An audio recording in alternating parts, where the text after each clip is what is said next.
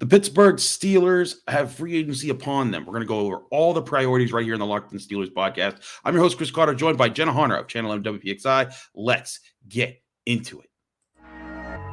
You are Locked On Steelers, your daily Pittsburgh Steelers podcast, part of the Locked On Podcast Network, your team every day.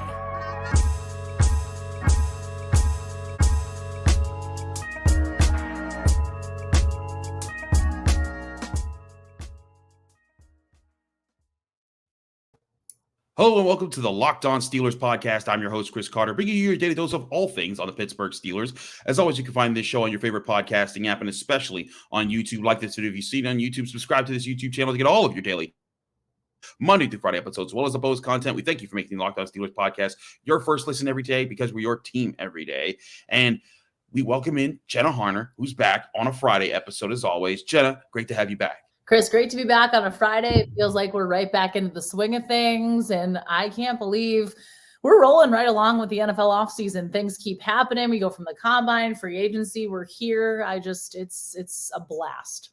It is a blast, and it's all moving so quickly. The combine just ended, and now we are here with free agency upon us, supposed to start on the 15th, so less than a week. But I wanted to take this Friday episode to kind of focus on this. Also, this episode will be a bit shorter. I do apologize to our fans who like our longer episodes, but time constraints with me being here in Greensboro. Pitt just lost in the ACC tournament, so got a lot of things I need to get done, but I wanted to make sure this content would be up on time for Friday morning. So, Jenna, one of the biggest concerns for the Steelers going into free agency right now, they're still like hovering right around the line of being over/under the cap or whatever, but they're in a position right now where they still have to sign their guys back that they want to bring back, and it's still Cam Sutton being the priority. Just based off of the vibes we had, we talked to Omar Khan during the combine. We've gotten the vibes. Is this more of a certainty that Cam Sutton's going to sign, or do we think that Cam Sutton is going to be trying to get a big market for contract in free agency right now, and the Steelers won't be able to keep him? Well, it's tough to know anything entirely, but the way that I've been reading a lot of this is that he is their top priority to bring back, and they're going to do all they can to get Cam Sutton to remain a member of the Steelers, to make him happy, to make themselves happy, because they know what he brings to the room. And like you said, when we talked with Omar Khan at the combine, when we talked with Art Rooney after the season ended, it really does seem like this is something that they know, this is a move that they have to make in terms of keeping guys. We know the Steelers love keeping and retaining and, holding on to in free agency those homegrown players. So the players they drafted, they kind of, helped progress and kind of help develop throughout the ranks. But we know what Cam Sutton brings to this room. And I think we've talked about that a lot. And I think that's just so important. And he is such a priority in free agency, especially if the indications are, as we kind of we're hearing that they might be, if they do decide that cornerback is one of their top priorities in the draft, depending on if they can get a guy at that 17th spot. You need a guy like Cam Sutton in that room. And the way that I've really been reading it is that they're going to do all they can to sign him. The conversations have been happening. And when we talked with Sutton at the end of the season and locker cleanout, he kind of shared that similar sentiment. Again, it's hard to know 100% anything, but it seems very mutual that Sutton wants to return and that the Steelers front office in Art Rooney and Omar Khan are going to do all they can to make that happen. Absolutely. I'm on the same page with you. I think Cam Sutton's a homegrown product. I think this is part of what Mike Tomlin's talked about, when the Steelers lost Melvin Ingram because he wanted to be traded away. And Mike Tomlin talked about, hostages and volunteers and things like that. He also talked about, having guys growing up in the environment, coming into the game in their own environment and being able to see who they are through a lot more tests and build those relationships. They've done that with Cam Sutton. He's been here when Joe Hayden was the captain, when he was kind of leading the cornerback room. He was on the team when the secondary was really good in 2019, when they had Steven Nelson and Minkah Fitzpatrick join the team. And he was there this year when they led the NFL in interceptions. And now he's a full-fledged veteran in the NFL with plenty of experience who would be a desirable cornerback on the market. But still, it appears, according to what we've been able to see so far, that there is that mutual interest to say, hey, I want to be part of this room. I want to be part of what the Pittsburgh Steelers are doing. And I think that's a very good sign for what the Steelers are trying to do with this upcoming free agency period, especially trying to get him. And there's also been expressed, they want to go back and bring in Diontae KZ, Terrell Edmunds, guys like that. If they're able to kind of bring those guys back, I think it sets at least a good foundation for that secondary to kind of at least hold serve for where they were last year.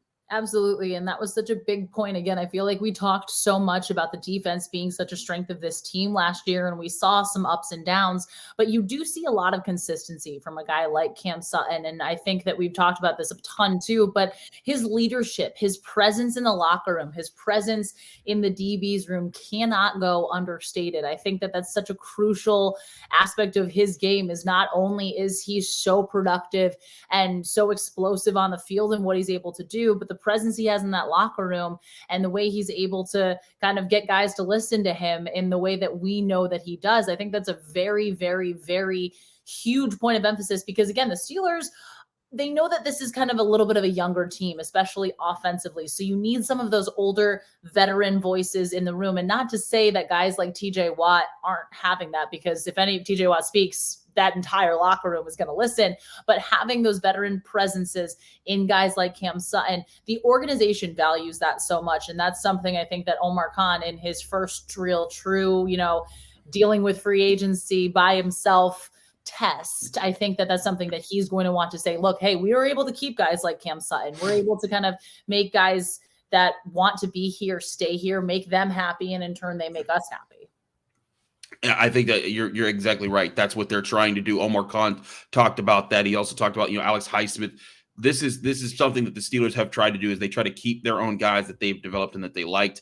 They've been very successful at it in the past. I think they're going to be successful, at least with Cam Sutton, this go around. But we'll have to see. Free agency again starts this coming week. We're going to see how everything plays out. But I think that's still the top priority, is getting Cam Sutton back and then finding a way to create cap space so that they can either sign other guys or keep other guys along the fold. But as it stands right now, if you go to overthecap.com, the Steelers currently sit at $908,000 over the salary cap. That will drastically change by the time that they're ready to actually make moves. But what do they need to do to make those moves? We'll talk about that in a minute here on the Locked On Steelers podcast. So don't go anywhere. But first, I want to tell you guys about a great sponsor we have, and that's called Built Bar. Built Bar is, of course, the amazing protein bar that tastes like a candy bar. If you want a treat that's covered in 100% real chocolate, has amazing flavors, but is not bringing all the calories, this is your chance, because Built Bar is here. You can get different flavors like churro, peanut butter brownie, coconut almond, double chocolate, and so many more. And they only pack 130 calories,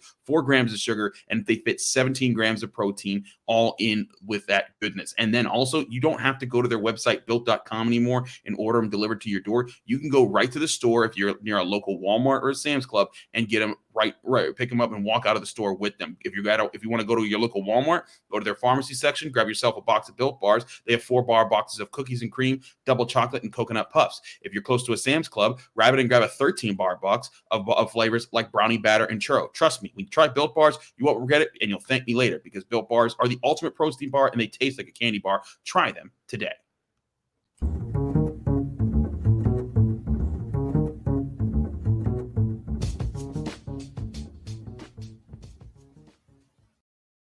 Back here on the Locked On Steelers podcast, I'm your host, Chris Carter, joined by Jenna Harner. Jenna, we talked about making moves right now. So the Steelers have many different ways that they could make money. One, they could restructure the deals of TJ Watt, Cam Heyward, Minkah Fitzpatrick, probably Diontae Johnson, probably Chukwuma Okorafor. Those are the top 5 players on the team as far as their salary cap hits for the upcoming season. And those are all guys I presume are back without question in the upcoming year. But it gets tricky after that. One thing I think that comes first is just getting rid of the contract of William Jackson III. They traded for him last year with a 5th-round pick to bring him in. Then he was hurt, didn't finish the season. Maybe they try to renegotiate with him, but there is no way that his salary as a cornerback on the Steelers is anywhere near the current cap hit number of $12.1 million. And the Steelers, because they traded for him, they are not on the hook for any of it. None of it is guaranteed. So William Jackson III will either take a lesser deal and stick with the Steelers, or be cut and then back into free agency for him. But after that is when things, I think, get tricky, because then you have to wonder, do they do anything with Myles Jack's contract? He's $11.2 million cap hit. Didn't create any turnovers last year, was solid, but could be better. There's the question of Mitch Trubisky. at a $10.6 million cap hit as his backup, as the backup quarterback. Is that something the Steelers want to keep?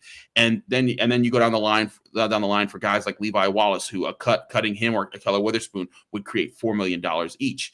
And Jenna, it makes you wonder, what is the best path to create the right amount of cap space that the Steelers need to be competitive in free agency for the players that they want to get? Yeah, and it does make you wonder what moves they're going to make and what signals that would give in terms of their priorities, not only in free agency, but in the draft, with what moves they decide to make. And this is, that fortunate/unfortunate part of the year where you see players getting cut simply because of their cap hits. Yeah, William Jackson III, that is an outrageous amount of money for a player that, correct me if I'm wrong, we didn't see him at all last year. We didn't, and I think that's going to be a big part of the question as far as what they want to do with the other parts of the cornerback room. William Jackson III out of the equation here, but it also makes me wonder, how does this get done? Because one thing the Steelers always want to do, they not only do they need to clear cap space to sign a Cam Sutton, I'm presuming that he's going to be anywhere from $10 to $14 million a year because of how good he played for the Steelers, he played for the Steelers last year. So that's already money that you have to account for. But then there's also the mandatory $10 million the Steelers usually keep around just in case for emergency signings throughout the year. Then there's also the money to sign your rookie class. So you have all that money lined up. You're probably talking over, close to 25, maybe $30 million in cap space right there. So I think it's just going to be tricky. Omar Khan was known as the master of the books. He was the master of, kind of making the contracts work financially for the Steelers. That I think is going to be put to the test now. Now he's the guy at the front of the office running everything as the general manager. Can his office be the group that makes these contracts more manageable, fixes the Steelers salary cap situation, and opens them up? The way he talked to you, and you remember this, Jenna, the way that I felt that Omar Khan was talking about it when he was asked about the salary cap, he said, compared to where they've been, this is a breeze, or this isn't a problem this year. It makes me wonder if the Steelers have the plan in place already to create this space to make the move they want. Yeah, he seemed very just calm and collected with it, which, it's interesting looking at ways we've seen Kevin Colbert talk with the media versus ways that we've seen Omar Khan. And obviously it's a little bit different because this is Omar Khan's first year in this general manager role. So you see a little more rawness from him. You see a little more, it isn't as, I don't want to say easy, but it was a lot easier for Kevin Colbert to deflect in different ways where you see a little more of that, telling pauses when you can tell he's thinking about the exact way he wants to answer a question. But for him, when he talked about this, it just seemed like, hey, like you said, this is a breeze. This is, something that we know how to do. We're really capable of doing. And that should give a lot of Steelers fans and the Steelers themselves confidence in what they're going to do moving forward. I think in my mind, Mitch Trubisky is kind of a big question for me, just in terms of, we've heard obviously from Omar and from Art Rooney II, they want to keep Mitch Trubisky. They like him as a backup, but does Mitch Trubisky himself feel like he doesn't want to be a backup and doesn't want to be here on the Steelers? And what type of role does he want to do? So if there's something along the lines where all of a sudden we find Mitch Trubisky not a member of the Steelers anymore, there's some space in that way. But I don't know if that would be, I guess, the direct answer, but it's more than just, hey, we don't want this guy here. They clearly want him. They clearly want him to be part of that quarterback room. And in my opinion, too, he's a really solid option if, God forbid, something happens to Kenny Pickett, like we saw a little bit throughout the season, because then it's who else are you going with? Because we know that Mason Rudolph most likely is not going to be here next year as well. But then it does get to those guys kind of like Levi Wallace and Ahkello Witherspoon. And that's really, we're going to be where, hey, look, we have some options to make here. We saw some ups and downs from Witherspoon. We saw some really solid things, but then we saw games like the Eagles, and, no fault of his own entirely. It was more matchup based than anything. It's really, really hard to go against AJ Brown consistently and win those battles, especially when there's a size difference. So it is going to be a lot of questions. Miles Jack is really intriguing to me too, just because of the numbers. What, 11-4? Am I off saying that? It's 11 something, I think. 11. I think it's 11-2, but either way, it's over $11 million of a cap hit. Yeah. And again, he dealt with a lot of injuries this season. We saw some really, he was very consistent for the Steelers, but it wasn't any sort of incredible splash, or, he was god awful, anything like that. It was really kind of just solidly consistent, which is what they need. But do you want to pay someone $11.2 million to be solidly consistent? And you don't want to play good players great money. Yeah. And I think that's a phrase that has always stuck around with any NFL team, not just the Steelers. And I think that's the pitfall that you don't want to fall into. And it becomes a question, can you extend Myles Jack and stretch some of that money out? Can you come to an agreement? Because I do think he's a good player. Yeah. I do think he's a good locker room guy. I think that they like him and he likes them. So maybe you could tie a string out and say, hey, you could be here for a while. We just want to make this more friendly so we can get this team some more help. Now, the question is, would he acquiesce to that? That's a whole nother story. So we'll see how that plays out. But I'm right with you. The Steelers need to make some moves. I find it interesting that Omar Khan seemed as confident as he did at the combine about the space that they're going to be able to create. And I think it's going to be very interesting, especially leading up to the 15th. What do they do to make the moves over the next free agency period, to make the moves to sign the guys that they need, and then also to make moves to kind of create the space so that afterwards they're still operating comfortably. Lots to do there, but we also got to get to the people that they could want to sign who are in free agency. We'll get to that in just a minute here on the Locked On Steelers podcast as we continue our preview for the start of free agency week. All that and more with Jenna Harner right here on the show. Be right back.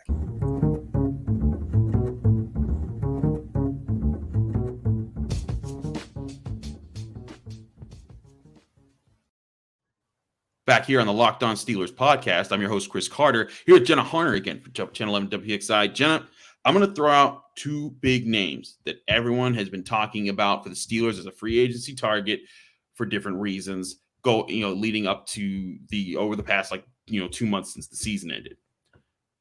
You have one, Tremaine Edmunds, brother of Terrell Edmunds, who was a big name linebacker for the Bills.